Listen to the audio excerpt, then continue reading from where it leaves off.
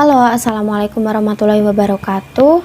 Perkenalkan, kami dari kelompok 2, kelas PIAU 2C akan memaparkan materi tentang gizi seimbang. Materi yang akan kita bahas nantinya adalah pengertian gizi seimbang, prinsip gizi seimbang, porsi makan sesuai isi piringku, jenis zat gizi, pesan-pesan, dan juga hasil observasi kami di Posyandu Dewi Sinta yang beralamat di Pucangan, Kartasura, Sukoharjo. Selamat menyaksikan. Oke, jadi di sini saya akan menjelaskan tentang pengertian dari gizi seimbang. Apa sih gizi seimbang itu? Gizi seimbang merupakan susunan pangan sehari-hari yang mengandung zat gizi dalam jenis dan jumlah yang sesuai dengan kebutuhan tubuh. Dengan memperhatikan prinsip-prinsip keanekaragaman pangan, aktivitas fisik, perilaku hidup bersih, dan mempertahankan berat badan normal. Prinsip gizi seimbang terdiri dari 4 pilar. Yang pertama, mengkonsumsi makanan yang beragam. Yang kedua, membiasakan perilaku hidup bersih, seperti mandi 2 kali sehari, menggosok gigi minimal 2 kali sehari, yaitu pada pagi hari setelah sarapan dan malam hari sebelum tidur. Kemudian, membiasakan mencuci tangan dengan air yang mengalir dan sabun setelah beraktivitas maupun sebelum makan. Kemudian juga membiasakan diri dengan membersihkan lingkungan sekitar. Prinsip yang ketiga yaitu melakukan aktivitas fisik dan olahraga yang teratur. Kita dianjurkan untuk melakukan olahraga 3 kali dalam seminggu. Kemudian pilar yang keempat yaitu mempertahankan dan menjaga berat badan normal. Kira-kira apa sih isi piringku bergizi seimbang itu? Oke, jadi isi piringku bergizi seimbang adalah sebuah perencanaan makan yang akan membuat kita itu hidup lebih sehat, teratur, dan seimbang. Jadi tidak asal-asalan dan ada porsinya. Porsi makan sesuai isi piringku. Apakah teman-teman di sini sudah pernah mendengar atau tahu apa itu isi piringku bergizi seimbang? Oke, jadi isi piringku bergizi seimbang adalah salah satu kampanye dari pemerintah mengenai program makan kita yang kita kenal dengan istilah 4 sehat 5 sempurna.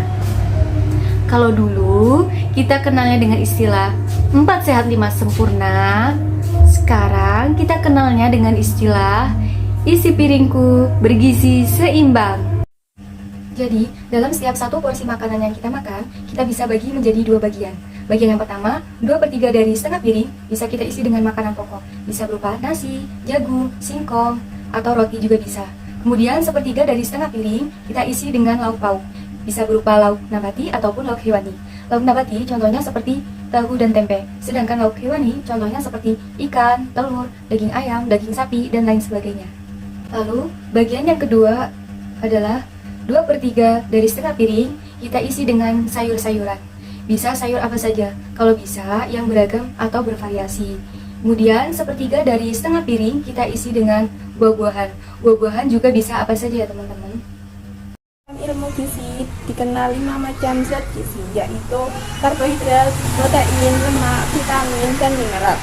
Secara umum fungsi dari zat-zat makanan tersebut yang pertama yaitu sumber energi atau tenaga. Bila sumber energi atau tenaga ini terganggu, maka seorang akan mudah cepat lelah atau berkurang bergeraknya. Yang kedua, menyokong pertumbuhan badan, yaitu mempertahankan sel yang baru pada sel yang sudah ada.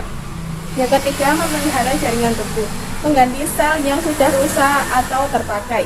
Mengganti sel tampak jelas pada tubuh, yaitu terjadinya jaringan penutup luka. Yang keempat, mengatur metabolisme dan berbagai keseimbangan dalam cairan tubuh seperti keseimbangan air, asam basa, dan mineral. Yang kelima, berperan dalam mekanisme pertahanan tubuh terhadap berbagai penyakit sebagai antioksidan dan antibodi.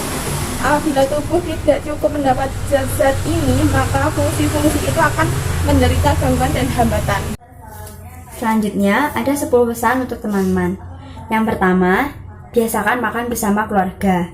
Yang kedua, makanlah 3 kali sehari dengan 2 kali kudapan, yaitu di antara pagi dan siang hari, serta di sore hari. Yang ketiga, konsumsi buah dan sayur yang cukup. Yang keempat, konsumsi lauk yang mengandung protein, seperti ikan dan kacang-kacangan. Yang kelima, batasi konsumsi garam 1 sendok teh per hari, gula 4 sendok makan per hari, serta lemak 5 sendok makan per hari. Yang keenam, biasakan sarapan pagi, yaitu makan yang kita lakukan di antara bangun tidur hingga pukul 9 pagi. Yang ketujuh, penuhi kebutuhan air dalam tubuh kita dengan mengkonsumsi air putih yang cukup. Kita sangat dianjurkan untuk minum air putih 7-8 gelas per hari. Yang kedelapan, hindari kebiasaan merokok dan minum minuman beralkohol.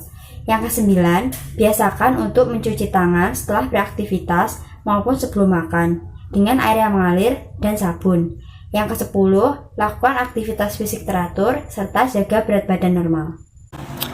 Jadi, berdasarkan hasil wawancara kami dengan Kepala Posyandu Dewi Sinta, yaitu beliau Ibu Sudadi dan Ibu Rudianto, beliau memaparkan bahwa gizi seimbang untuk memantau tumbuh kembang balita agar sesuai dengan usianya.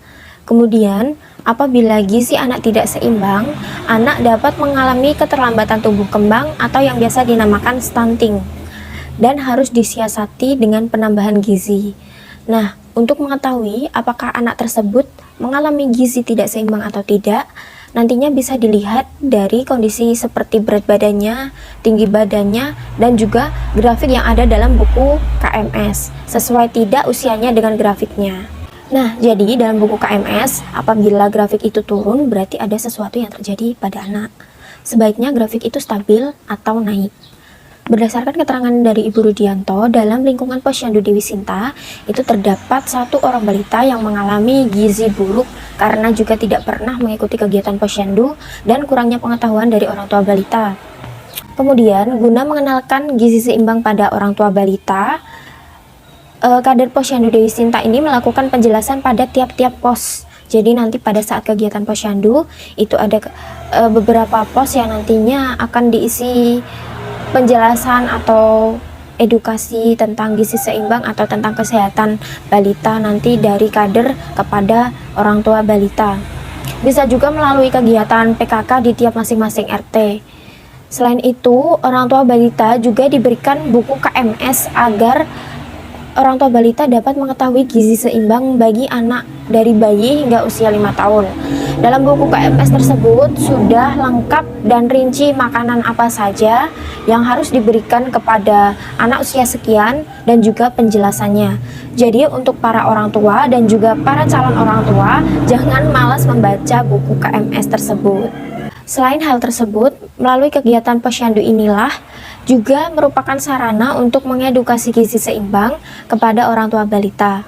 Untuk memantau apakah balita sudah tercukupi gizi seimbangnya melalui keadaannya seperti berat badan, kesehatan, juga dilihat dari buku KMS dalam grafiknya. Selanjutnya, dijelaskan juga bahwa banyak balita yang sulit makan sayur. Nah, untuk mengatasi hal tersebut, orang tua dapat mengolah sayur-sayuran sedemikian rupa agar menarik dan bervariasi. Bisa juga sesuai dengan karakter yang disukai anak. Misal anak suka boneka, jadi nanti orang tua bisa memvariasikan sayur-sayuran tersebut menjadi boneka seperti itu. Sehingga nanti anak-anak itu mau makan. Misalnya nanti dicampur dengan nugget atau dan lain sebagainya sesuai kreasi dari orang tua masing-masing. Dari posyandu juga mengedukasi mengenai isi piringku kepada orang tua balita.